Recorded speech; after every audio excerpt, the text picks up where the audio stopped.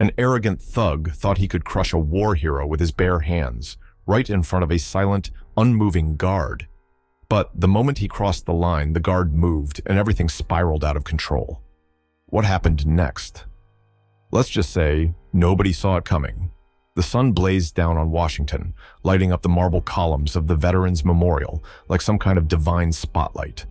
Crowds of tourists shuffled around, snapping photos and talking in that loud, excited tourist way. Right in the middle of it all stood Henry Carter, a 65-year-old Vietnam veteran with a stance so upright it could make a drill sergeant jealous. Henry wasn't just standing around for the views, though. Nope, he was on a mission. He held a stack of booklets in one hand, the title printed bold and clear, "Know Your Rights, a Guide for Veterans." His deep voice carried over the hum of the crowd as he spoke to a group of school kids, his tone equal parts inspiring and no nonsense. "Remember," he said, his gaze steady, "respect isn't just given, it's earned. And once earned, it should never be forgotten." The kids nodded, some looking genuinely impressed. Others, well, they were probably daydreaming about lunch. But Henry kept going, his passion unshakable. Behind him, like some kind of living backdrop, stood two royal guards. You know, the guys with the stoic faces and that "don't mess with us" energy. They were so still they could have been statues, and tourists ate it up, posing for selfies and giggling. But if you paid close attention, you'd notice something in their eyes, an alertness that said they weren't just there for decoration. Just as Henry was getting into a story about his time overseas, the vibe shifted. A figure appeared at the edge of the crowd, cutting through the tourists like a shark through water. Travis Daniels, 28, built like a linebacker, with tattoos crawling up his arms and a permanent scowl plastered across his face. This guy didn't just enter a scene, he invaded it. Henry clocked him immediately, but didn't flinch. The kids turned, some wide-eyed, as Travis stormed right up to the group. "Hey, old man," Travis barked, his voice dripping with disdain. "Who even listens to this stuff? You think anyone cares what you did back in the day?" The crowd hushed, like someone had hit the mute button. All eyes were on Henry. But if Travis thought he was going to rattle the old veteran, he was in for a surprise. Henry tilted his head, calm as ever, and replied, "Respect, son. It's the foundation of a civilized society. You might want to look into it." The words were delivered so coolly, they should have been followed by a mic drop. But Travis, he wasn't impressed. In fact, it was like Henry's calmness only stoked the fire. "Oh, that's rich," Travis sneered, stepping closer. He snatched a handful of Henry's booklets, crumpling them in his massive hands before tossing them to the ground. "What are you going to do, Grandpa? Lecture me to death?" The tension in the air was thick enough to cut with a knife. Phones started coming out as people recorded the unfolding drama. The royal guards remained statuesque, but their eyes, their eyes, were locked on Travis now. Henry's voice dropped, firm but steady. "You don't have the right to disrespect this memorial or the people it stands for." Travis laughed, a sharp, nasty sound. "And who's gonna stop me? You?" He shoved Henry's shoulder hard, making the older man stumble back a step. The crowd gasped. Someone muttered, "Oh no, he didn't." But Henry didn't back down. He straightened up, dusted off his jacket, and stared Travis down with the kind of look that could stop a charging bull. "You think being loud makes you strong?" Henry said, his voice cutting through the murmurs. "Strength is knowing when to stand your ground and when to walk away." For a split second, it seemed like Travis might actually stop. But then his sneer deepened, and he stepped forward again, his fists clenching. The royal guards shifted, just barely, but enough for the sharpest observers to notice. And the crowd, they could feel it. Something big was about to go down. The air was electric. The crowd instinctively pulled back, creating a wide circle, like some impromptu boxing ring. Cameras were rolling, whispers flying, but nobody dared to step in. Travis stood at the center, his chest puffed out like he owned the place. His smirk was sharper than a switchblade, feeding off the attention like he was the star of some twisted reality show. He bent down, grabbing one of Henry's crumpled booklets off the ground. Straightening up, he rolled it into a tight tube, his fingers flexing around it like he was about to make a point. Literally. "Is this it?" Travis jeered, holding the makeshift baton an inch from Henry's face. "This is your big contribution? Paper handouts? Wow, Talk about revolutionary. Henry stayed rooted, his eyes locked on Travis, like a hawk zeroing in on prey. His chest rose and fell just a little quicker now, but his voice remained steady, a quiet thunder beneath the chaos. You know, Henry began, his words slow and deliberate. The hardest thing in this world isn't surviving war. It's surviving what comes after, keeping your soul intact when everything else falls apart. You wouldn't understand that, would you? Boom! Like a spark hitting a powder keg, Henry's words ignited something feral in Travis. The smirk disappeared, replaced by a scowl so dark it could have snuffed out the sun. What did you just say? Travis growled, stepping closer. Henry didn't flinch. You heard me. That was it, Travis snapped. In a flash, he grabbed Henry by the front of his jacket, his knuckles whitening as he yanked the older man clean off the ground. Gasps rippled through the crowd like a shockwave.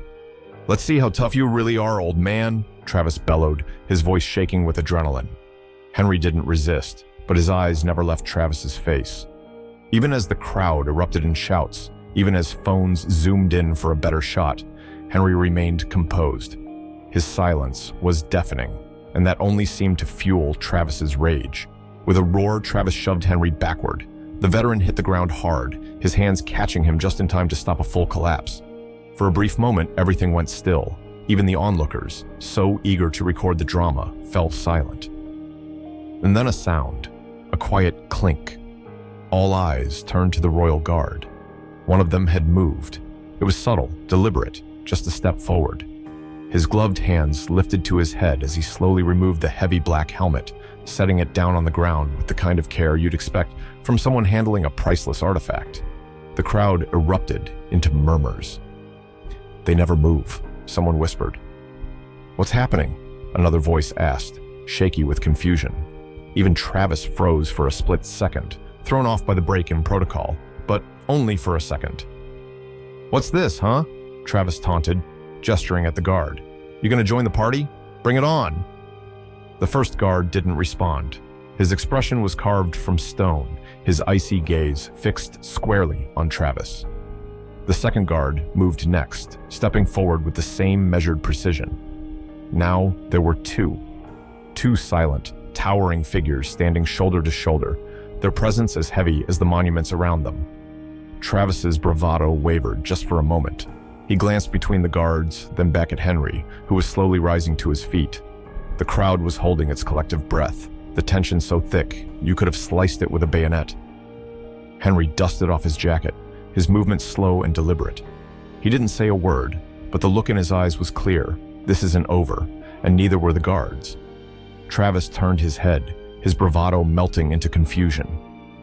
The first guard moved like a shadow, silent, precise, and way faster than Travis could have anticipated. His gloved hand clamped down on Travis's wrist, the one still clutching Henry's jacket. It wasn't just a grip, it was a vice. The guard twisted in a way that was almost too clean, too controlled, and yet powerful enough to send Travis reeling. Hey, what the? Travis yelped, his voice breaking as the pain shot through his arm. He staggered, trying to pull away, but the guard's hold didn't budge. The second guard stepped in next, placing a firm hand on Travis's shoulder and guiding him downward with the kind of authority that didn't leave room for negotiation. Before Travis knew it, he was on his knees, his confidence crumpled just like the booklets he'd tossed on the ground earlier. What is this? Travis shouted, his voice cracking with a mix of anger and panic. He thrashed against their grip, but it was like fighting a brick wall. The first guard leaned in, his voice steady, cold, and cutting through the chaos like a blade. You assaulted a veteran who served this country, he said, his words measured and deliberate. Now you'll understand what discipline really means. The crowd was dead silent, the weight of the moment sinking in. Phones were still recording, capturing every second as Travis's tough guy persona shattered under the unflinching control of the guards. Meanwhile, Henry straightened up, brushing the dust off his jacket with the same calmness that had infuriated Travis earlier. He didn't rush, didn't let the adrenaline show. When he finally stepped forward, his boots clicking against the marble, the crowd seemed to hold its breath. Henry stopped just short of Travis, his gaze steady and unyielding. Travis looked up at him, a mix of defiance and desperation in his eyes. "You thought strength was about pushing people down," Henry said, his voice quiet but carrying a weight that filled the space. "But real strength is standing up for what's right, even when it's hard." Travis opened his mouth to respond, but the words caught in his throat. Maybe it was the way Henry looked at him, like he could see straight through the bravado to the insecurity beneath. Or maybe it was the way the guards stood there, unmoving, as if daring him to try something else. The distant sound of sirens cut through the moment. A ripple of relief and tension moved through the crowd as 2 squad cars pulled up to the edge of the memorial. Officers stepped out, their hands resting on their belts as they assessed the scene. The guards didn't need to say anything.